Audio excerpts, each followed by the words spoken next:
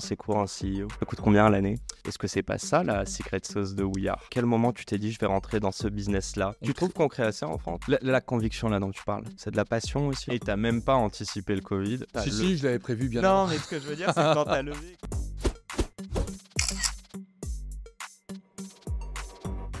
Salut à toutes et tous, c'est Yacine et bienvenue dans ce nouvel épisode de Dans la tête d'un CEO. Non, vous ne connaissez pas cet endroit car on a déménagé aujourd'hui. On est dans un lieu magnifique, je vais pas le mentionner, je vais poser une question directement à mon invité. T'es dans quel business, Eric? T'es dans le business de l'hospitalité, du relationnel, de l'événementiel, de la mise en relation. Je comprends rien, raconte-moi tout ça. Ouais, on comprend rien. Généralement, quand on présente des projets hybrides, en France, on n'aime pas trop ça parce qu'on aime bien que les choses soient dans des cases, dans des verticales, soient bien rangées. Dans les pays anglo-saxons et dans d'autres pays, on aime ça, l'hybridation. On aime ça mélanger, on aime ça passer d'un sujet à l'autre. Fusion food. Voilà. Donc, mais non, en France, on ne comprend pas très bien ça. En fait, on est chez We Are ici, et We Are, c'est à la fois un lieu, évidemment, c'est un réseau, c'est un think tank, c'est un lieu de contenu, c'est un lieu de relations. En fait, j'aime à dire que c'est une maison de famille professionnelle au pluriel. Ça existe depuis combien de temps? Bon, il ne s'est pas présenté, mais Eric Newton, peut-être cofondateur ou fondateur? T'as fondé ça avec Alors, on a cofondé le projet à 3 à l'origine. Ok.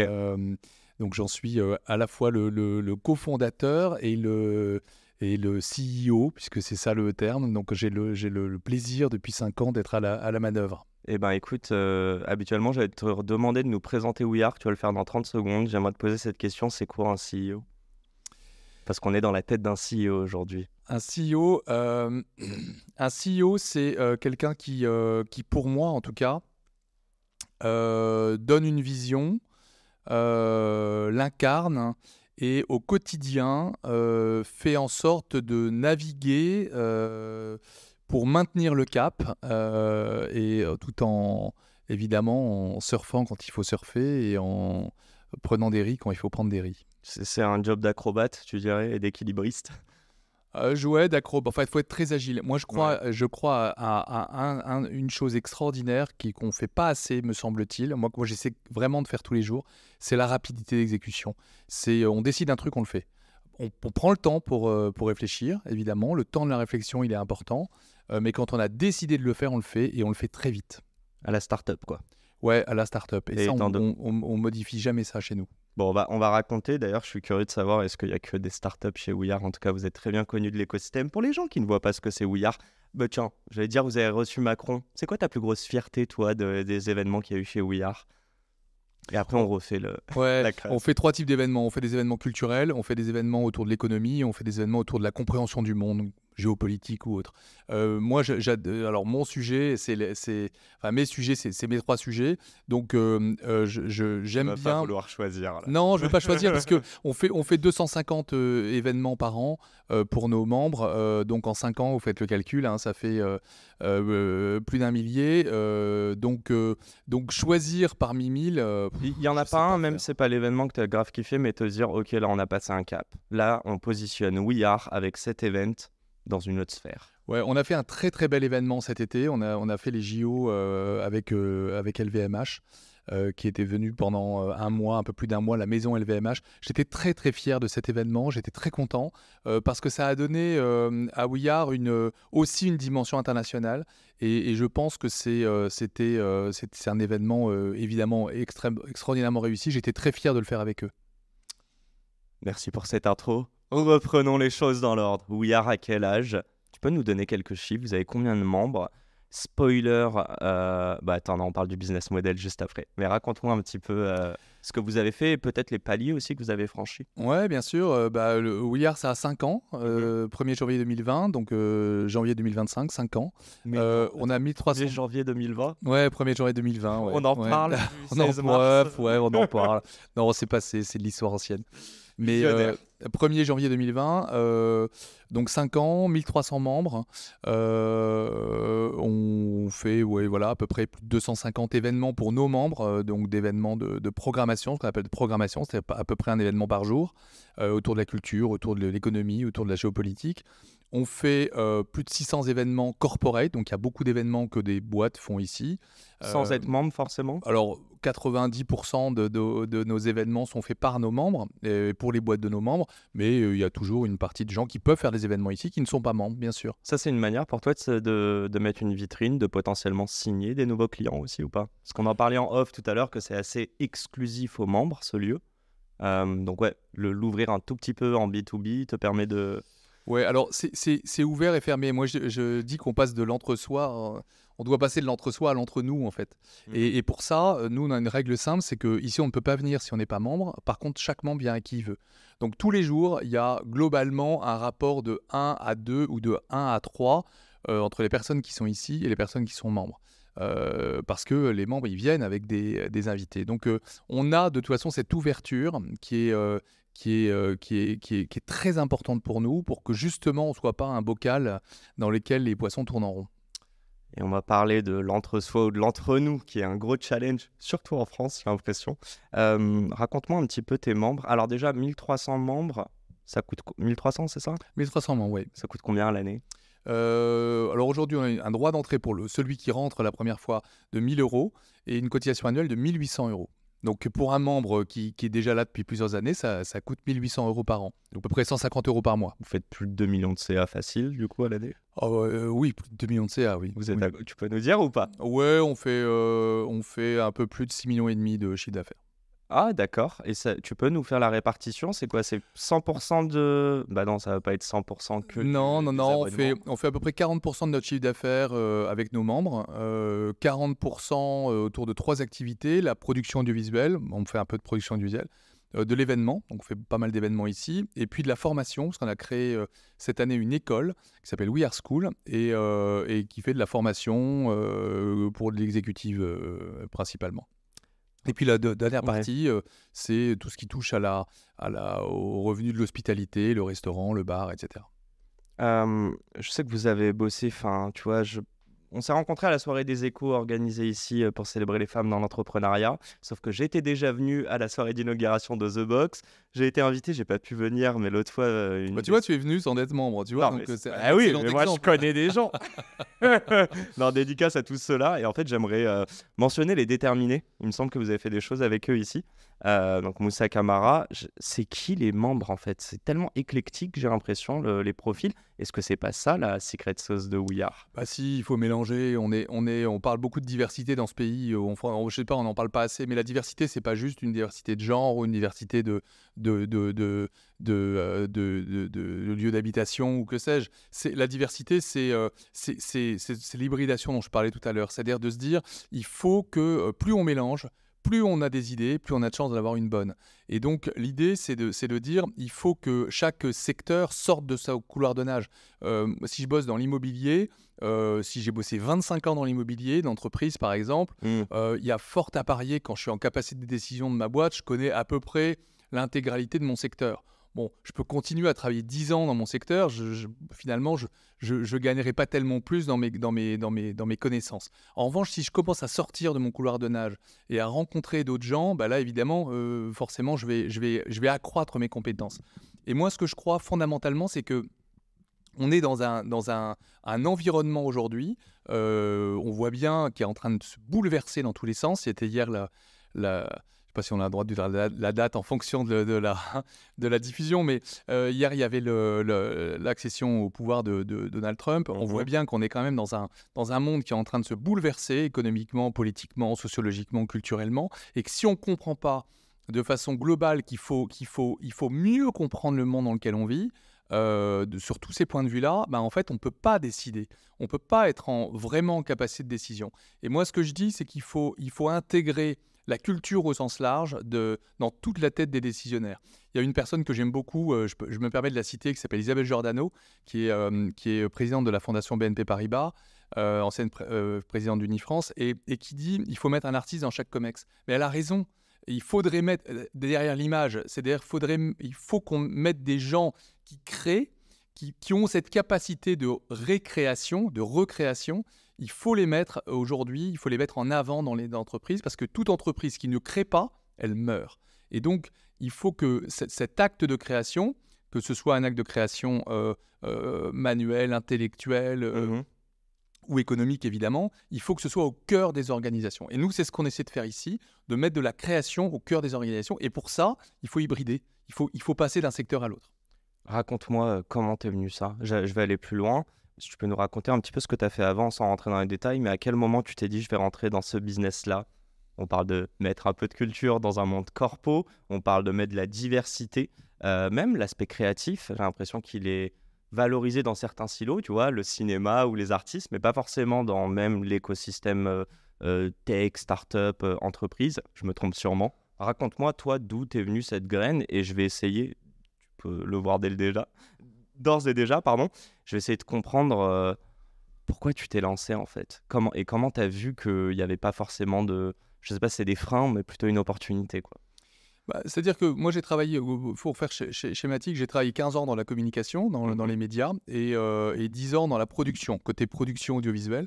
Et en fait, avoir travaillé comme ça pour beaucoup de marques, beaucoup d'entreprises, beaucoup de corpos, je me suis dit en fait, et dans beaucoup de secteurs, je me suis dit c'est incroyable, les décisionnaires de tous ces secteurs, pourquoi ils se parlent pas? Pourquoi ils se parlent pas plus? Pourquoi ils échangent pas plus? Pourquoi le cinéma reste avec le cinéma, la musique reste avec la musique, la mode reste avec la mode, etc. Et quand on va voir ce qui se passe à l'étranger, il faut toujours aller voir ce qui se passe ailleurs pour comprendre les choses. Et ben, je me suis aperçu qu'en fait, tous ces métiers-là étaient totalement hybridés. Tu vas voir où quand tu dis Aux aller? États-Unis, Bah oui, en ok. Angleterre, en Asie parfois. Ok. Il y a beaucoup de ponts. Bah oui, tous hybrides en fait. Et donc nous en France, chacun était dans son couloir de nage. Et je me disais mais c'est incroyable, s'ils se parlaient en fait, ils gagneraient d'abord, ils économiseraient des frais de consultant. J'ai rien contre les consultants, mais bon, je l'ai été aussi. Mais un consultant, qu'est-ce qu'il fait? Il écoute un client le matin, il répète ce que le client du matin lui a dit à son client de l'après-midi, et puis il gagne de l'argent. C'est un peu ça, un consultant. Je vais mettre plein de consultants à dos, mais Non, mais on apprend des expériences, c'est ça mais que on a tu veux dire. moi j'ai vécu ça pendant des années. C'est-à-dire que ça veut dire quoi derrière? Ça veut dire que l'intelligence, elle s'apprend pour un consultant comme pour un client, elle s'apprend en échangeant avec les autres. Et donc, je me suis dit, il faut que les gens travaillent ensemble. Et quand on travaille ensemble, en fait, on se rend compte que d'une part, on est plus intelligent soi-même, mais d'autre part, on arrive à grouper les choses pour être plus fort. Les industries créatives en France, ça représente 5% du PIB français. C'est 110, 115 milliards d'euros. Si vous négociez cinéma, musique, cinéma, jeux vidéo, littérature, design, etc., ça représente 110 milliards d'euros. Si vous négociez avec des Américains et que vous représentez le marché du jeu vidéo, c'est 5 milliards en France. C'est fort, c'est important, mais c'est rien. Si vous négociez avec 110 milliards d'euros de puissance économique, évidemment, vous ne négociez pas pareil. Et donc, on se rend compte simplement derrière cette image que plus on groupe les choses, plus on est fort. Et en France, plus on se groupe, plus on structure nos industries ensemble, plus on est fort et plus on peut répondre aux enjeux qui sont devant nous. Voilà. Ça, tu l'as vu dans ton métier de consultant ou même quand tu étais en audiovisuel ou dans les médias, ou bien tu avais déjà l'idée de We Are et tu es ensuite allé faire ces recherches pour valider l'opportunité? Au début, ça part toujours de la même façon. C'est une intuition, c'est des échanges avec les uns et les autres. On valide son intuition, on essaie de post-rationaliser. Mais de tes expériences pro? Oui, de mes expériences pro, de discussions, d'échanges avec pas mal de monde. Et puis après, c'est comme tout entrepreneur, on est devant une feuille blanche et puis on écrit un projet. Voilà, on l'écrit. Donc moi, j'ai pris en l'occurrence, un ordinateur. J'ai écrit mon projet, je l'ai pensé et puis je l'ai échangé ensuite. Et puis voilà, et puis il se construit au fur et à mesure en fait, en échangeant, en l'enrichissant.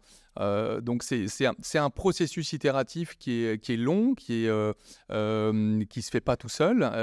Fastidieux aussi. Oui, qui est fastidieux, et puis surtout avec une règle totale et absolue qu'il ne faut rien lâcher. C'est quoi la V1? La V1? Ouais, c'est quoi que tu as écrit en premier sur ton... Le nom. C'était quoi? Le nom We Are. Donc tu l'as direct? Ouais, le nom We Are tout de suite.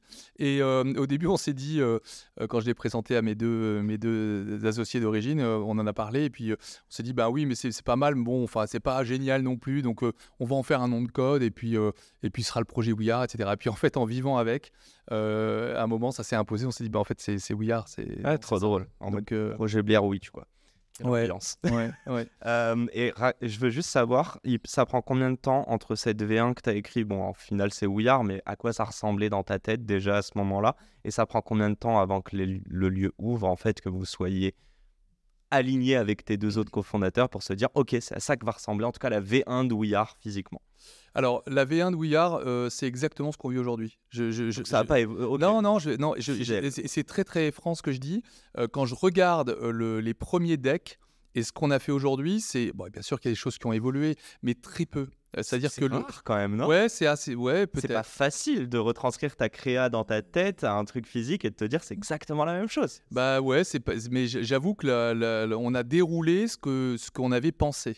Alors encore une fois, bien sûr qu'il y a des choses qui changent et on s'adapte sur mais de façon globale, on l'a pensé, on l'a fait. Après, le temps pour un projet comme le nôtre, c'est 2 ans entre le moment où on commence à écrire les premières lignes et les moments où on a mis en marché. Il s'est passé 2 ans parce qu'il y a un gros sujet dans nos business, il y a un gros sujet immobilier.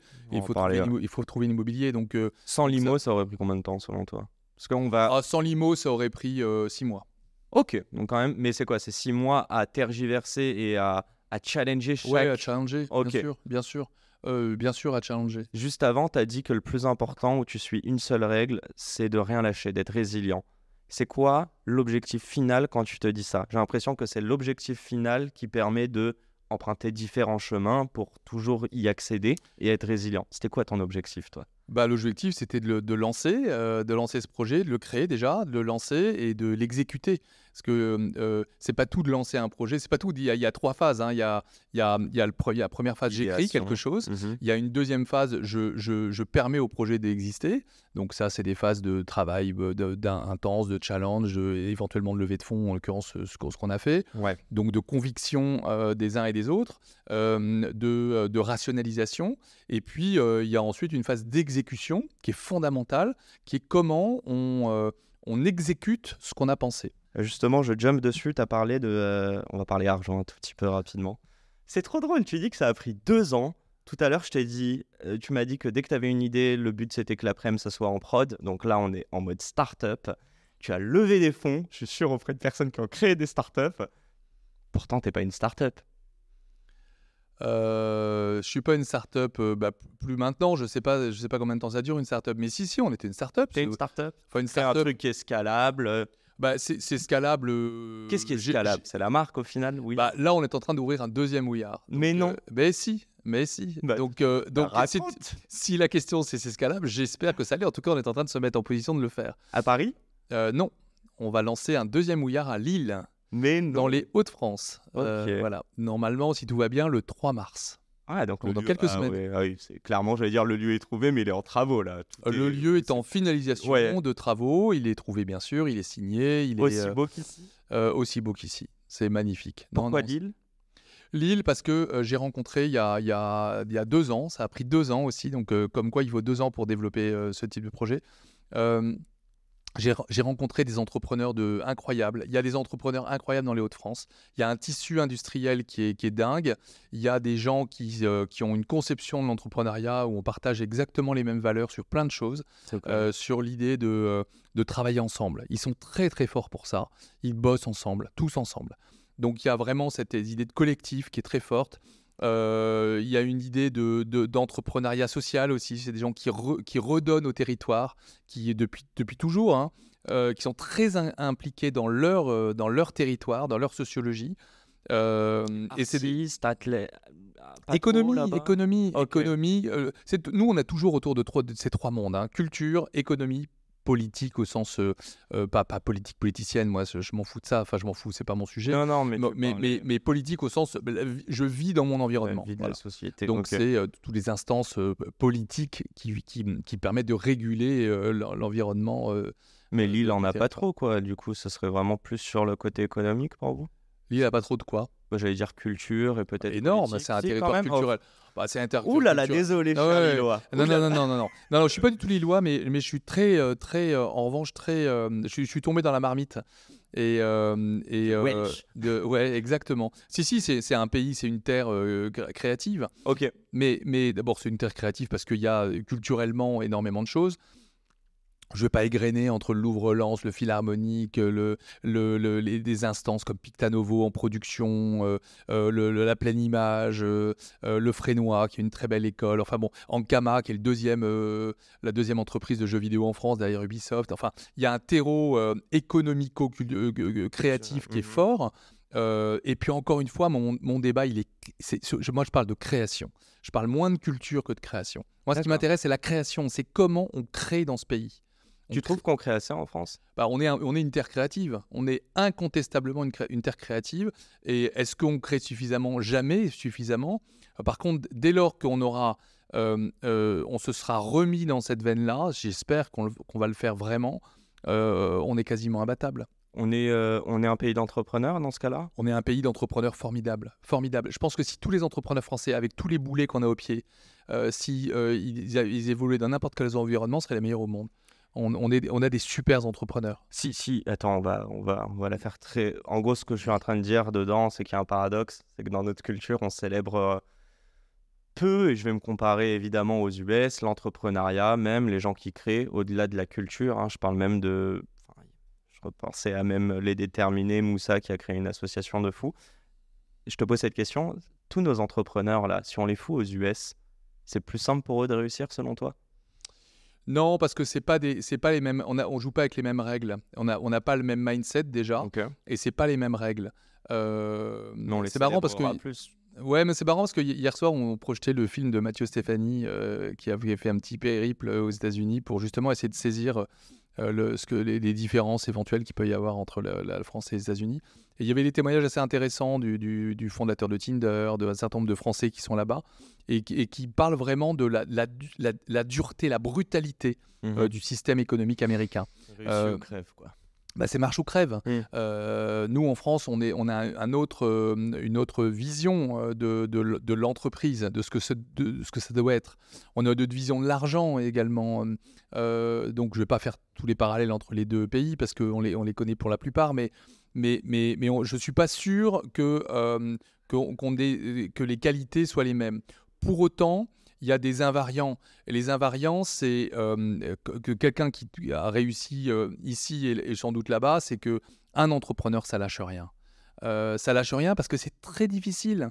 C'est très difficile d'exécuter, c'est très difficile de tenir le cap, c'est très difficile On a des normes dans tous les sens dans ce pays, on a des injonctions dans tous les sens, des injonctions de responsabilité. Un entrepreneur, il doit être responsable de tout. Il doit être responsable de son entreprise, évidemment, de ses salariés. Il doit être responsable socialement. Il doit être responsable environnementalement, maintenant. Enfin, on a des responsabilités dans tous les sens. Et j'ai l'impression, moi, que plus une société se déresponsabilise, plus on responsabilise des entrepreneurs. Alors moi, je suis un entrepreneur, je la prends, ma responsabilité. Mais les entrepreneurs les prennent, leurs responsabilités. Mais on en a parfois qu'on ne devrait pas avoir. Voilà. On entend depuis la nuit des temps, je dis bien ça parce que depuis tout petit, on entend qu'en France, on a vraiment des talents de fou. Et plus je grandis, plus je comprends, peut-être parce que j'avais un père ingénieur, mais que quand on dit des talents de fou, c'est que c'est pas que des ingénieurs. On a vraiment des entrepreneurs, des artistes, des créatifs, etc. Pour autant, dans tout ce que tu es en train de dire, moi, je partage ça aussi. J'ai l'impression que aller aux US, ils n'ont pas de filet. Donc, ils sont obligés d'y aller all-in, peut-être. Là où, dans le reportage, on voit aussi des gens dormir dans la rue et être victimes d'addiction à des drogues, etc. Et personne, on les laisse pour compte. Personne ne gère ces gens-là. En France, heureusement qu'on gère un petit peu. En revanche, j'ai l'impression, moi, en tout cas, mes choix professionnels et scolaires ont toujours été anxiogènes. J'ai toujours voulu maximiser mes chances d'avoir un bon job jusqu'au jour où j'ai compris que peut-être l'entrepreneuriat pourrait coller. Ma question, elle est très précise et je pense que je t'en avais parlé. C'est pour ça qu'on fait un podcast. On va parler de gérer, de créer une communauté et de l'engager. Mais comment on fait aujourd'hui pour montrer à un max de personnes que entreprendre, je sais pas, j'allais dire c'est pas si dur. Si, c'est dur, mais en même temps, ça peut être aussi une solution à j'allais pas dire un mal-être, mais à avoir peut-être plus de sens dans son quotidien, à créer de la valeur, à avoir un impact.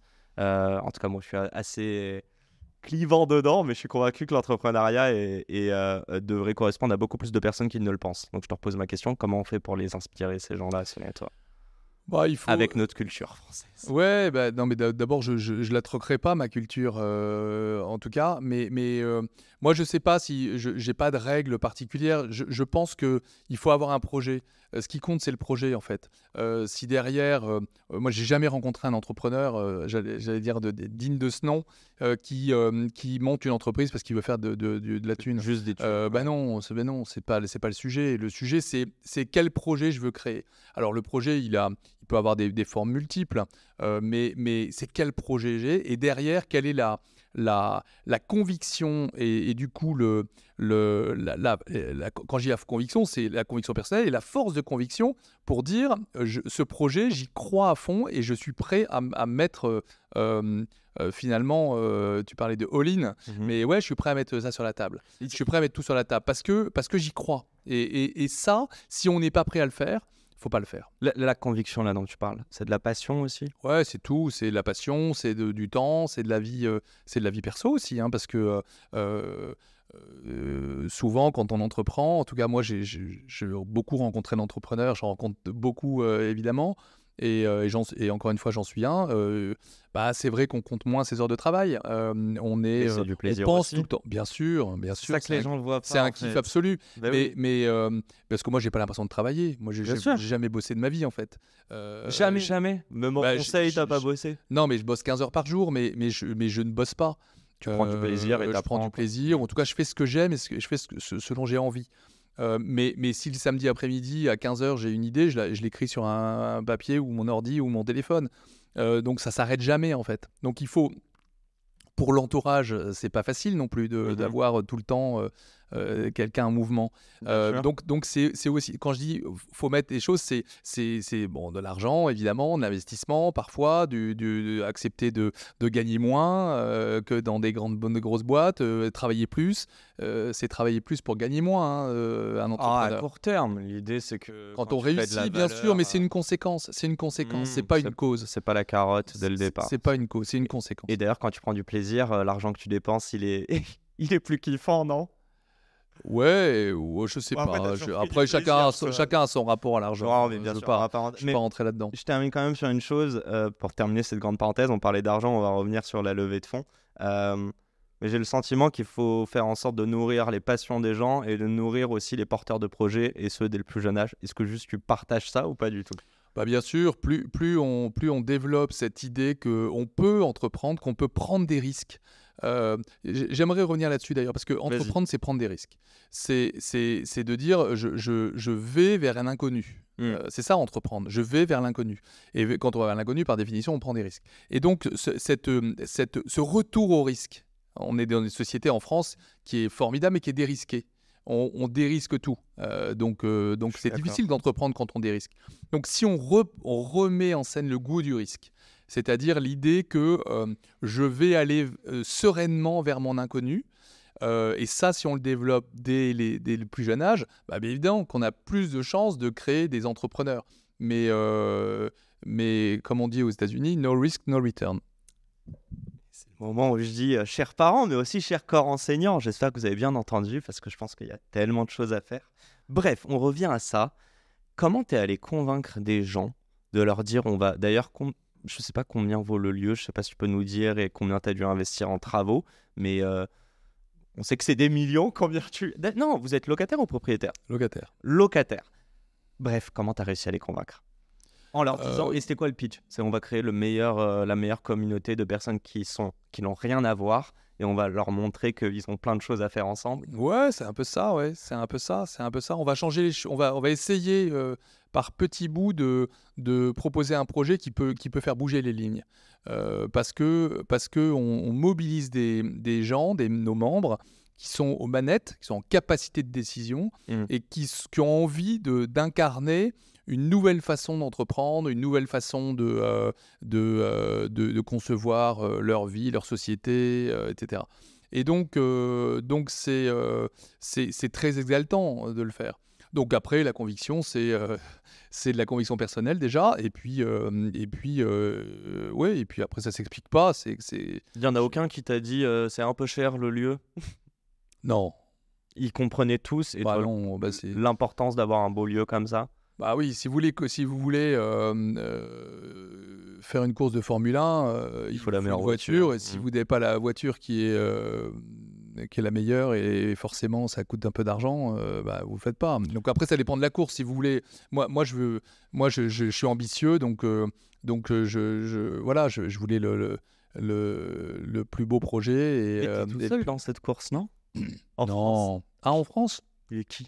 Mais non, il y a tous les Qui entreprises. concourt avec toi?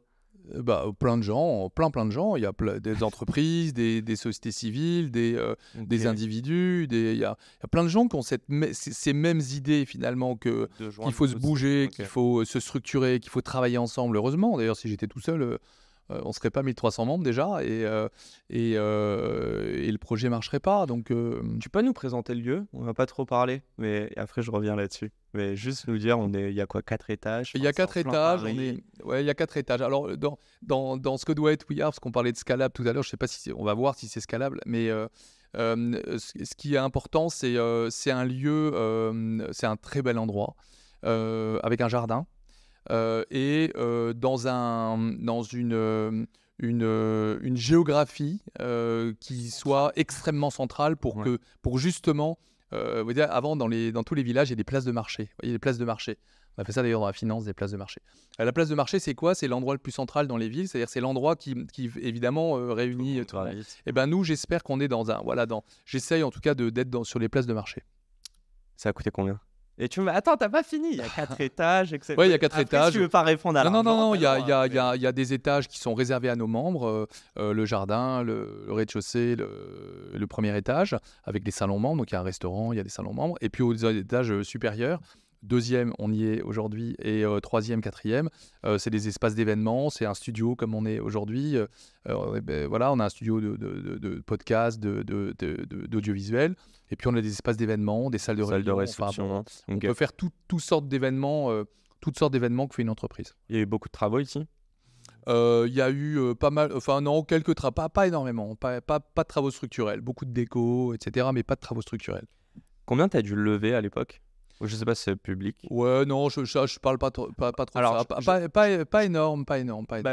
Sur le montant que t'as levé, combien de pourcentage est allé juste en fonds de roulement pour créer ce lieu? C'est ça que j'aimerais comprendre en fait. D'abord, j'ai pas tout dépensé. Dit-il avec. Non, mais c'est important d'être économe. Moi, je fais très attention à l'argent, que je reçois. D'abord parce que je suis responsable aussi de l'argent que je reçois. C'est pas ton argent. Voilà, c'est pas mon argent. Et puis, on sait tous que dans les contextes dans lesquels on vit, le cash is king. Donc, on fait très attention à ça. Okay. Il faut conserver du cash. Donc, pour répondre à ta question, un peu plus de 50%. Ok, un peu plus de 50%, plus une sorte de coussin pour continuer à vivre. Ouais, et Dieu merci, on a ouvert, on parlait tout à l'heure, en janvier 2020, on a fermé en mars 2020, c'est-à-dire 2 mois après, à cause du Covid. Et puis ça a duré pendant 2 ans, parce qu'on est resté pendant 2 ans ouvert uniquement 6 mois dans l'année. Donc les 2 premières années ont été des années de challenge fort sur le modèle. Voilà. Et tu n'as même pas anticipé le Covid? Sûr que non. Donc quand si, je l'avais prévu bien avant. Non, mais ce que je veux dire, c'est que quand tu as levé et que tu dis 50%, il y a 50% du montant où tu t'es dit ça va être mon fonds de roulement au quotidien, et pof, le Covid. Et ce que tu nous dis sans nous dire, c'est que tu as plutôt bien géré le Covid pour être capable de garder un peu de sous et d'ouvrir Lille 5 ans plus tard. Ouais, il faut faire attention, ouais, bien sûr. C'est un peu ce que je disais tout à l'heure, c'est-à-dire qu'il faut essayer d'avoir une vision et puis garder son cap, mais avec des tempêtes et des vagues hautes parfois. Et donc, il faut savoir réserver un peu gérer son temps, on va dire comme ça. Faut sentir le vent tourner, ouais. Et mettre la bonne voile. Bref, je voulais savoir, donc du coup, c'est que des BA ou ce sont des fonds d'investissement? Aucun fonds. Donc que des personnes physiques? Oui. Ok, j'aimerais comprendre. Elle est où ta légitimité à venir et à dire on va créer la meilleure communauté de profils éclectiques ou diverses? D'abord, j'avais travaillé quand même plus de 20 ans dans ces industries créatives, dans les médias, beaucoup dans la musique, dans la télévision, dans le conseil, je le disais tout à l'heure. Donc, j'avais créé quelques entreprises également. Donc, j'avais quand même un background à la fois d'entrepreneur et d'entrepreneur dans ces secteurs des industries créatives. J'étais entouré de mes deux cofondateurs, Charles-Henri Tranier et Pierre-Éric Lebovici, qui eux étaient des deux personnalités très reconnues dans l'univers des VC, donc c'était vraiment des gens légitimes. Et donc à trois, on avait à peu près à la fois la force de conviction et puis une certaine légitimité pour porter ce genre de projet. Je pousse un peu le truc. Ok, le côté entrepreneurial, mais il y a vraiment un côté créer une communauté, on va un petit peu aller là-dessus. Est-ce que tu es le mec des trois qui est celui qui met t'es le human guy, c'est toi qui mets tout le monde en relation. Comment ça se passe là-dessus? Parce que ok, tu peux mener un projet, mais in fine, il faut que tu prennes du plaisir au quotidien. Non, mais pour être clair, Charles-Henri et Pierre-Éric ont chacun un métier. Ils le font très bien d'ailleurs. Donc ils ne sont pas là au quotidien, évidemment. Ils sont dans leur boîte respective. Donc ils sont très présents dans tous les échanges stratégiques qu'on peut avoir, mais ils ne sont pas là au quotidien. Donc oui, évidemment, c'est mes équipes et moi qui sommes à la manœuvre sur la constitution de la communauté, l'animation, la mise en relation des uns avec les autres, l'entre-gens. Et dans quoi t'es bon dans tout ça? Elle est où ta zone de génie? J'en sais rien, c'est pas à moi de le dire, mais non, je sais que j'ai une qualité, c'est que je suis extrêmement tenace. Ok, donc tu lâches rien. Non, je lâche rien. Ok, tant que t'as pas la preuve par A plus B que c'est pas possible, tu vas y aller. Ouais, je suis très, très tenace. C'est quoi peut-être un aspect, là on parle un peu de toi, toujours dur de parler de soi. C'est quoi pas ta zone de génie, mais l'endroit sur lequel tu sens que tu as une marge de progression et tu prends du plaisir à apprendre là-dessus, à t'améliorer? Oh, il y a eu une marge de progression énorme dans le management. C'est très, très difficile d'animer des équipes. Vous êtes combien? On est un peu plus de 30 à Paris et on va être une quinzaine à Lille. D'accord. Donc 40. Gérer 30 personnes, tu dirais que c'est un truc que tu apprends au quotidien? Bah oui, parce que moi j'ai eu un seul patron dans ma vie. Il m'a d'ailleurs enseigné beaucoup de choses, mais il m'avait toujours dit il faut que tu travailles avec des gens plus forts que toi. Si tu joues au tennis avec quelqu'un qui est moins fort, tu vas jamais à progresser. Donc, donc il faut que tu bosses avec des gens plus forts que toi. Et donc j'essaye de m'appliquer ça tous les jours, de travailler avec des gens qui sont plus forts que moi. Alors chacun dans son domaine d'activité, mais c'est vachement important. Et puis la deuxième chose, il y avait parce qu'on comparait tout à l'heure les modèles américains et les modèles français. Souvent aux États-Unis, j'ai remarqué, moi j'ai un peu étudié là-bas, souvent dans les écoles, enfin dans les universités, parce que moi j'étais à l'université, on essaie de savoir chez chacun quelle est la force de chacun. C'est pas le meilleur de la classe, on s'en fout du meilleur de la classe. Il y a un mec qui est bon en sport, il y a une nana qui est très bonne en histoire, il y a un autre qui va être celui qui va mettre de l'ambiance dans le truc, etc., etc. Et donc chacun a sa force. Et donc ce qui arrive au final, c'est que chacun peut s'exprimer, chacun progresse dans ce qu'il est, et puis le collectif est plus fort. En France, évidemment, c'est pas le même modèle. On essaye de dire, celui qui compte, c'est le premier de la classe, éventuellement le deuxième ou le troisième parce qu'il est sur le podium, mais tout le reste, on s'en fout. C'est un peu ça quand même. Et donc, moi, j'essaye de me dire, chacun doit apporter quelque chose au collectif en fonction de sa compétence. Et ça, c'est pas évident parce que ça veut dire que les gens, il faut qu'ils se comprennent aussi eux-mêmes. Il faut qu'ils soient à la fois dans leur zone de nage, mais dans le projet collectif. Et ça, c'est quelque chose où on apprend tous les jours. Ouais, c'est drôle, en fait. Tu dis que on a plein de normes différentes aux US, alors qu'en France, on n'en a qu'une seule, c'est les notes, quoi. Bah ouais, même le sport, on le valorise pas. On est vertical. Ouais, mais c'est drôle, t'as dit le mec qui met l'ambiance. C'était moi, hein, mais moi, j'avais que des mots. Et c'est drôle parce qu'aujourd'hui, à 30 ans, je commence à toucher du doigt que j'ai une âme artistique, alors que j'ai toujours été mathématiques, etc. Mince, je suis en train de perdre ma question là. Regardez, regarde dans un vestiaire de foot. Parfois, on a tous vu dans les Coupes du Monde, celui qui joue pas, il est jamais sur la feuille de match. Mais il a les enceintes. Oui, mais c'est lui qui met l'ambiance. Et c'est lui aussi qui fait que le groupe est solide. Et donc celui-là, peut-être il joue pas, mais il est aussi important que les autres. Et ça, quand on comprend ça, évidemment, on gagne 2 Coupes du Monde. Donc, magnifique. Mic Ah ouais. drop, là, j'allais Bah ouais. peut-être une troisième, on croise les doigts. C'est drôle ce que tu disais parce que tout le monde est expert, tout le monde parle son langage, les gens avec qui tu travailles, et en plus, c'est, on va dire, les meilleurs dans leur domaine. Comment toi, tu fais pour t'adapter à eux tous? Et dans le même truc, est-ce que le rôle du manager, c'est aussi de les valoriser pour ce sur quoi ils sont bons? Donc, c'est-à-dire de dire au bout d'un moment, si tu as la conviction, c'est toi qui tranches, c'est ton domaine d'expertise. Alors déjà, c'est pas facile. Donc je dis pas que je le fais tous les jours, c'est pas facile. Essaye. J'essaye de le faire.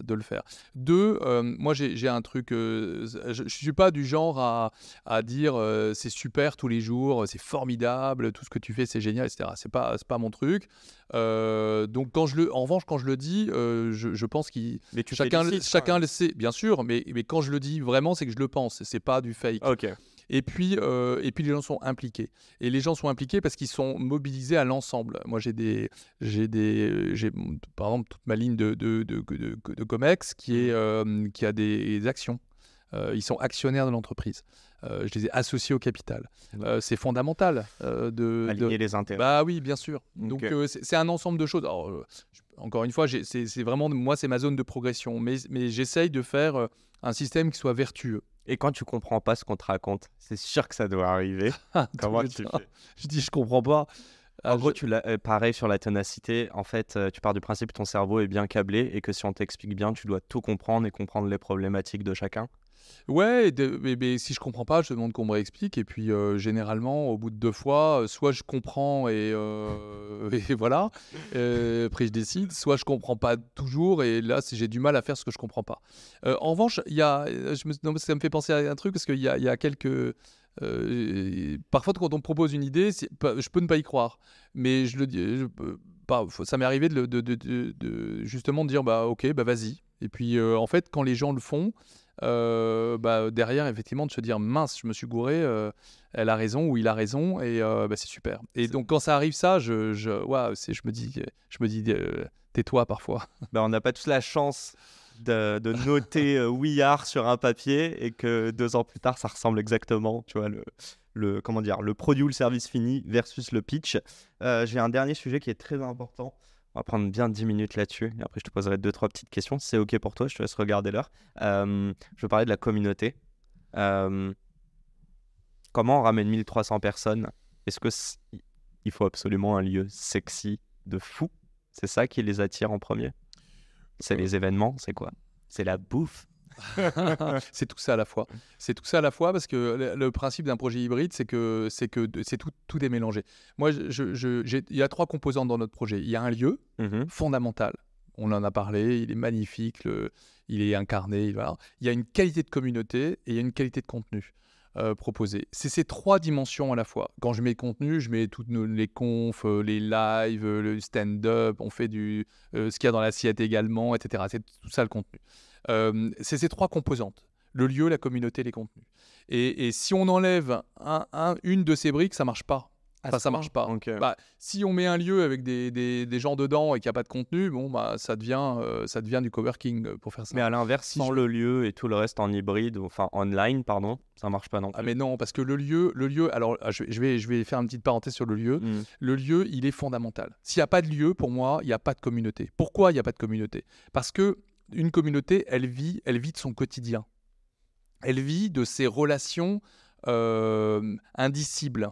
Elle vit de tout ce qui arrive de façon inopinée.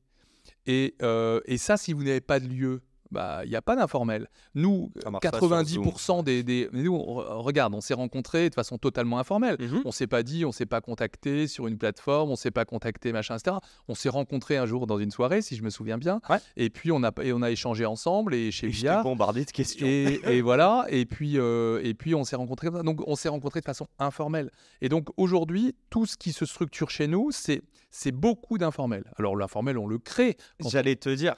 On le crée. Quand on crée un événement, quand on crée... Donc, tu es là à chaque événement et tu dois aussi... Je suis pas là à chaque événement, mais je suis là à 80% des événements. Tu t'assures que ça se passe bien et tu viens à la rencontre un peu de tout le monde, bien sûr. Puis il y a des équipes qui font ça, qui font 100% de leur job.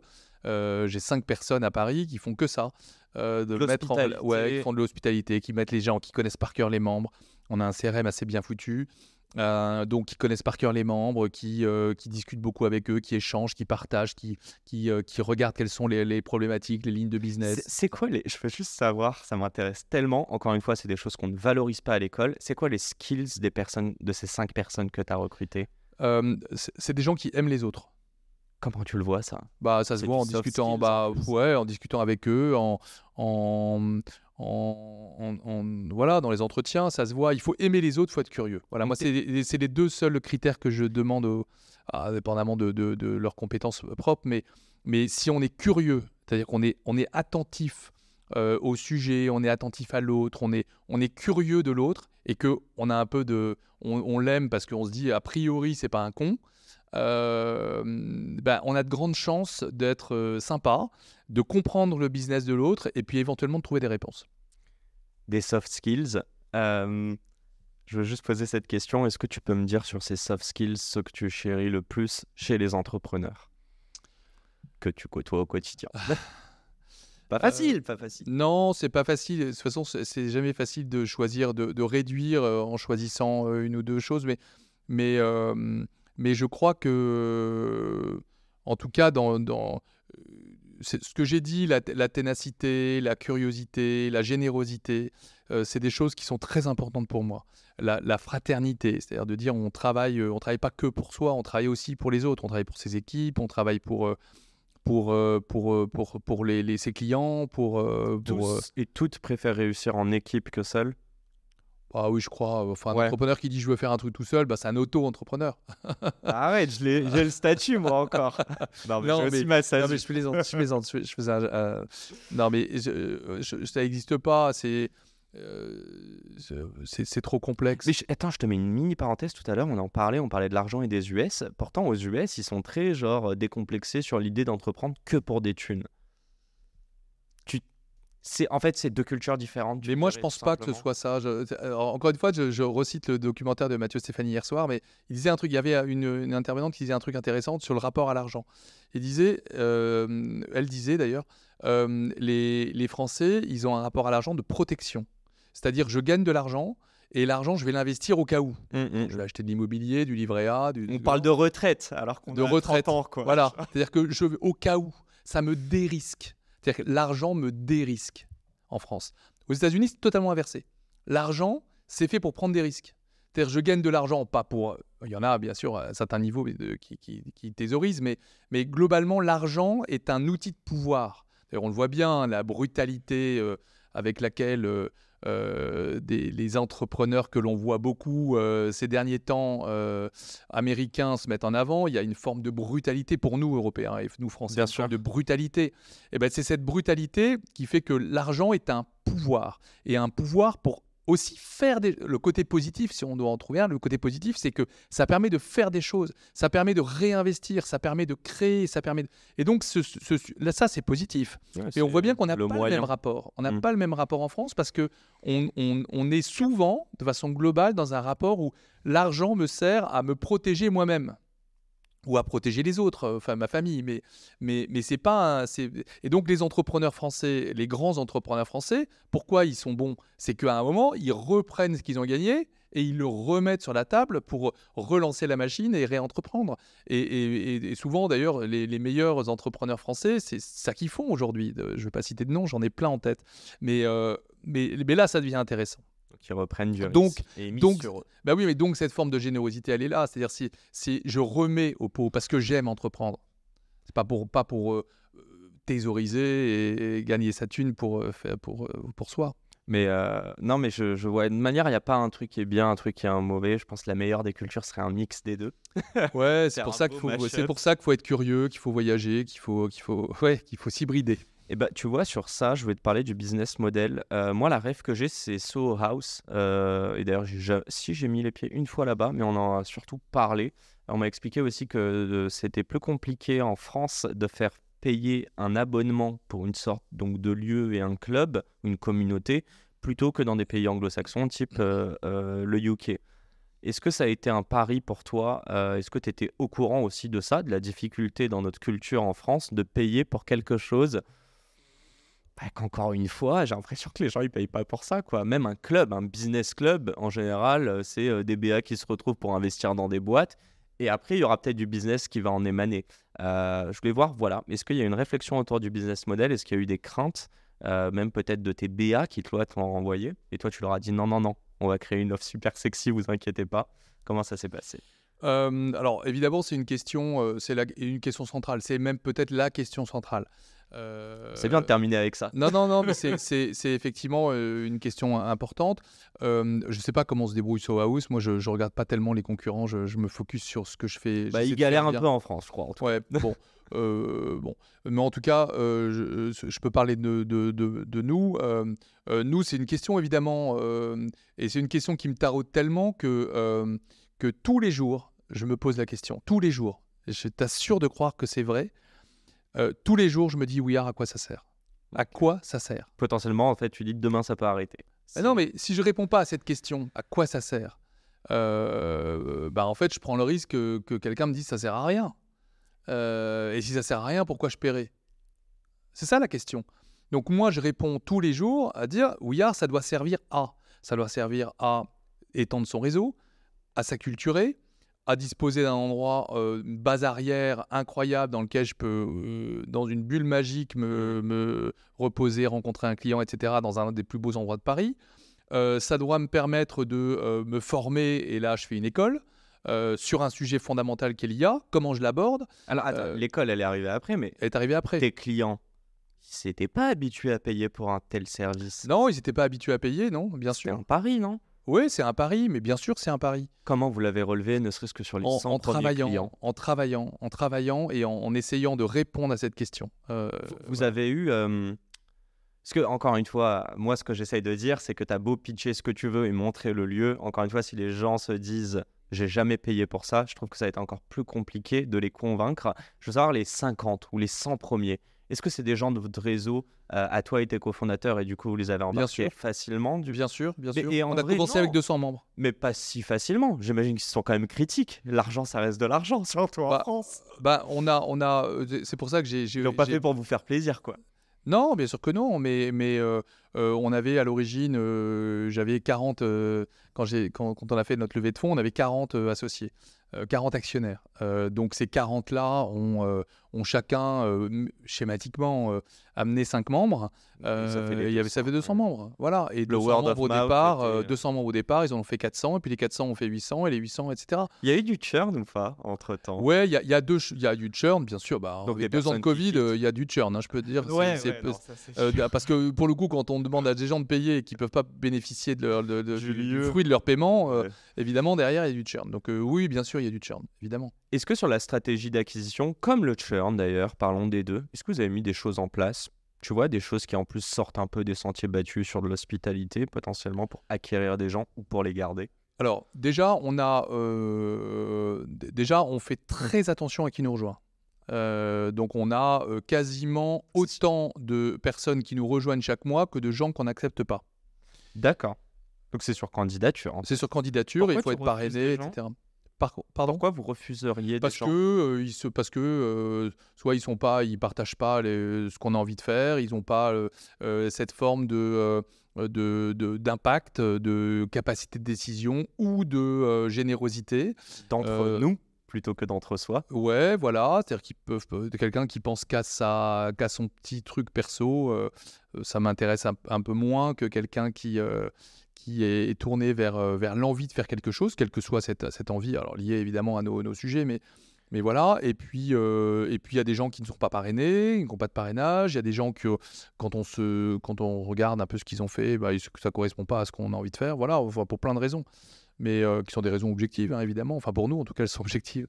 Donc pas forcément d'effort. En gros, tu veux dire que tu as tellement d'inbound en termes de candidature que, à part vos événements et les membres qui doivent publier du contenu là-dessus, vous ne faites pas forcément d'efforts pour acquérir des nouveaux clients? Mais si, on fait des efforts tout le temps, parce que je ne vais pas jouer à celui qui le business est facile, etc. Meilleurs. Non, c'est pas vrai. D'abord, non, mais la question posée était la question, est-ce que les gens payent pour... C'est toujours difficile de faire payer les gens en France, hein, parce que tout est gratuit. L'école est gratuite, les autoroutes sont... Enfin, les routes sont... La plupart, pas les autoroutes, mais les routes sont gratuites. Tous les banques sont gratuites. En fait, tout tout est gratuit en France. Donc quand on se rend pas compte de ça, c'est quand on va à l'étranger, d'ailleurs, on se rend compte que tout est payant en fait. Bien sûr. Donc même le service, parfois, c'est difficile de le faire payer. Bah attends, dans des restos, le service est payant. Que ce soit aux US, je crois qu'en Italie, tu payes les couverts. Bah oui, mais en France, on a inventé un système, un mot qui était génial, service compris. Ah. Extraordinaire, le service est compris. Donc on va Je pas le crois que payer. t'allais dire il est le compris. client est roi. Alors là, je Non, l'aurais non. pas validé Le en service, France. non, c'est pas le client est roi, c'est le service est compris. Donc pourquoi on paierait le service, y compris dans le prix de truc? Ben non, en fait. Et il non. se ressent dans le service. Et il se ressent dans le service, évidemment, parce que le service, un métier de service, c'est un métier économiquement un peu bête. Pour avoir du service, faut mettre des choses en place. Alors, soit c'est de la tech, soit c'est des gens. Dans les deux cas, ça coûte de l'argent. Donc, il faut bien à un moment le rentabiliser. Donc tout ça, ça coûte de l'argent, en fait. Et comme ça coûte de l'argent, il faut le faire payer. C'est assez bête, mais c'est comme ça. Par contre, à partir du moment où on vend du service, il faut être le meilleur dans le service. Et donc, c'est ça qui est difficile. C'est d'essayer d'être tous les jours, de se dire comment je peux justifier le prix qu'on me paye. Moi, c'est vraiment une interrogation quotidienne. Tu les paierais, je crois que tu as dit ça commence à 1002, ça peut aller jusqu'à 1008, c'est ça? Les frais. La cotisation, 1800 euros. Ouais. Tu les paierais? Bah, non seulement je les paierai, mais je les paye. Ok. Je les paye parce que je voulais payer ma cotise, moi, à titre perso, quand j'ai lancé We Are. C'est important pour un entrepreneur d'être le propre client de sa solution. Bah ouais, c'est fondamental. Ouais. C'est fondamental. Et il y a un grand sport national qui était au début, honnêtement, c'est plus le cas maintenant, mais au début, c'était oui, mais bon, je veux pas payer parce que je connais machin, je suis un ami du fondateur. Bah oui, t'es gentil. Et puis je veux pas payer parce qu'en fait, je vais faire un événement chez toi qui va te faire venir des gens. Je veux pas payer parce que non, tu payes parce que moi je paye. Et donc moi je voulais payer ma cotise pour montrer aux gens que même moi, fondateur, je la payais. C'est important de montrer l'exemple aussi, et puis de tester sa propre solution, bien sûr. Et te dire, je trouverais ça horrible que de te dire je vends quelque chose, mais en réalité je considère que ça vaut pas son prix, mais que ça vaut moins. Ah oui, c'est l'impression de rouler les gens, quoi. Mais moi je suis même persuadé que ça vaut plus. Ouais. Ça vaut beaucoup plus. Ce qu'on fait vaut beaucoup plus que ce que... Vous pourriez augmenter les prix à terme? Oui, peut-être un jour on le fera. Pour l'instant j'ai pas envie parce que j'ai pas envie de faire... Je dois être bizarre, mais je pense qu'il y a dans nos 1300 membres, il y a 1300 personnes qui ont cru à l'aventure, qui ont participé à un truc qui n'était pas évident, parce que je peux avoir de la force de conviction, mais à un moment... Tu te sens redevable? Non, je me sens pas redevable, parce que non, pas du tout redevable, mais en revanche, je me sens solidaire de l'effort que les gens ont fait et la confiance qu'ils m'ont donnée. Et donc cette confiance-là, j'ai pas envie de la porter. Finalement, ils ont joué peut-être un peu le rôle de l'actionnaire de départ. Et il faut se souvenir de ce qu'on doit aux gens. Voilà. Et moi, je sais ce que je dois à mes membres. C'est vraiment une mini parenthèse qu'on en parlait juste avant. Et après, j'ai une dernière question. Je sais que je dis ça depuis 2 minutes. Désolé. Ok, service canon et toujours amélioré, repensé et challengé au quotidien, qui fait que derrière, on a, j'imagine, une satisfaction client, de la confiance, du word of mouth, et les gens viennent. Est-ce qu'il y a eu des OP? Est-ce que toi, tu as déjà dépensé concrètement de l'argent dans de la com ou du marketing pour faire en sorte d'accélérer l'acquisition client? Jamais. Jamais. Non. Parce que ça fait partie intégrante en fait de de la création de contenu, aussi des personnes qui viennent, qui sont quand même notorious, qui communiquent pour vous. Nous, enfin, ce que j'essaie de faire, c'est d'avoir la plus belle communauté de Paris et dans un lieu qui est sans doute un des plus beaux et avec des contenus qu'on ne retrouve nulle part ailleurs. Voilà. Si j'arrive à faire ça, ce qu'on arrive à peu près à faire aujourd'hui, si ça, on n'est pas capable de le payer, tant pis, c'est pas grave, passez votre chemin. Mais en tout cas, je veux que le produit et le service soient le meilleur. Et c'est ta pub. Et c'est ma pub, parce que si les gens sont contents, j'imagine qu'ils en parlent. D'ailleurs, c'est le cas. Donc, c'est le cas. Si, c'est le cas. Bon. Donc, mais j'essaie d'être le meilleur, donc avoir les gens les plus motivés, d'avoir de mouiller la chemise, de travailler. Mais c'est toujours pareil, on en revient toujours au même sujet. Il faut bosser, en fait. Je t'avais posé cette question quand on s'est rencontrés. C'est vraiment, à la fin, je te pose 2-3 mini-questions, mais c'est la dernière question sur ce réel podcast. Pourquoi tu n'es pas rentré dans un business d'affiliation?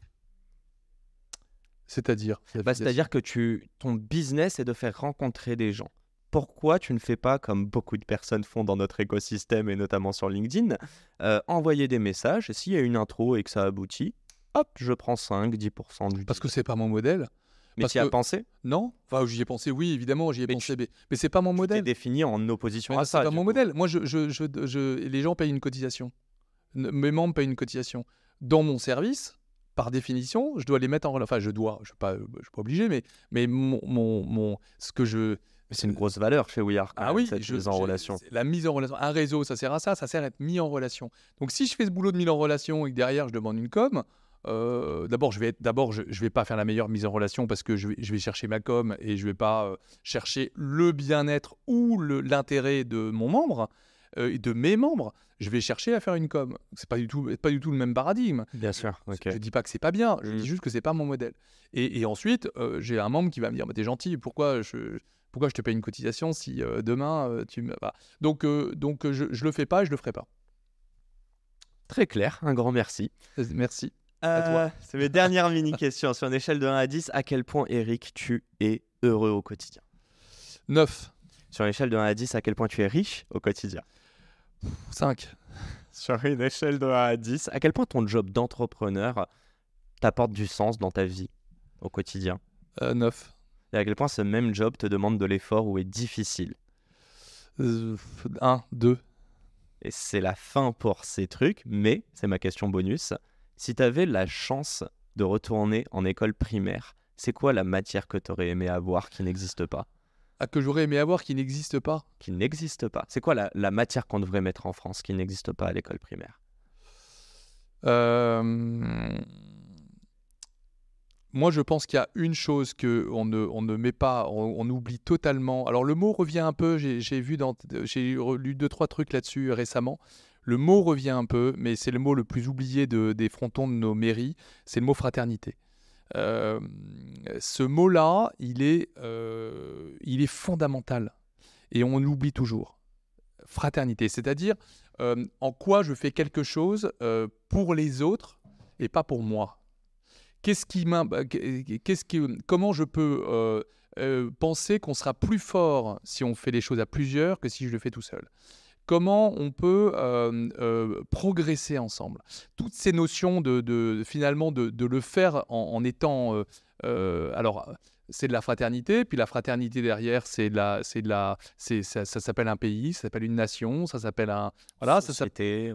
ça s'appelle une société, et ça s'appelle des gens qui, à un moment, se disent « je suis ensemble quelque part, dans une frontière, et je travaille pour que finalement le bien commun soit plus important que mon bien individuel. » Ça, c'est pour moi absolument fondamental, et c'est ce qui manque sans doute aujourd'hui principalement à nos sociétés. L'entre-nous plus que l'entre-soi. L'entre-nous plus que l'entre-soi. Le collectif plus que l'individualisme. Ouais, je peux dire que ce podcast était vraiment sous le signe du collectif. Un grand merci, Eric. Merci à toi. Super. On n'a pas été trop long, ça t'a pris du plaisir. Ouais, super. All right. Bon, merci à tous de nous avoir écoutés. Moi, j'aime bien terminer avec ça. Un grand merde à toutes les personnes qui entreprennent, qui doutent. Un pas après l'autre, une petite victoire, et puis on repart. À la semaine pro pour un nouvel épisode. Ciao, ciao. C'est déjà la fin de cet épisode. J'espère qu'il vous a plu. Si c'est le cas, pourquoi vous nous le diriez pas? Laissez-nous un petit commentaire, un petit like, partagez-le à des amis, des personnes qui seraient susceptibles d'aimer cet épisode. Et n'hésitez pas non plus à nous proposer des invités pour les prochains épisodes. Le prochain épisode sort lundi, je vous laisse vous abonner dès maintenant. Et encore une fois, merci de nous soutenir et de nous écouter. Un grand merde à toutes les personnes qui entreprennent. Et à très vite pour un nouvel épisode. Ciao, ciao.